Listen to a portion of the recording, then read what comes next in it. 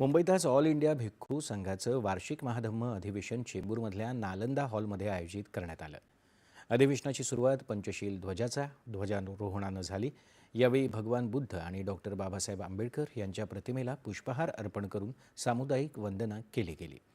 यावेळी भाजप मुंबईचे अध्यक्ष आमदार अमित साटम, अखिल भारतीय भिक्खू संघाचे अध्यक्ष भदंत डॉक्टर राहुल बोधी, धम्मसेवक नागसेन कांबळे यांच्यासह इतर मान्यवर उपस्थित होते.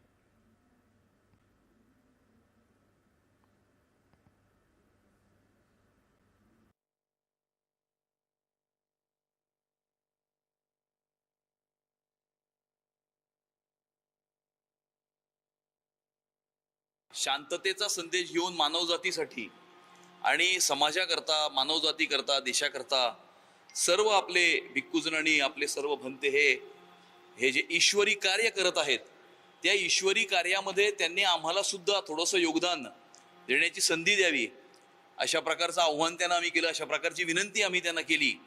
मुख्यमंत्र्यांनी ही घोषणा अनेक केलेल्या आहेत, अनेक कामंही केलेली आहेत. बोधगयाचा प्रश्नही येणाऱ्या काळामध्ये हा सोडवण्यात येईल आणि मानवजातीसाठी काम करणाऱ्या, ईश्वरी काम करणाऱ्या या सर्व भिक्खू आणि भंते यांच्या पाठीशी आम्ही खंबीरपणे उभे आहोत.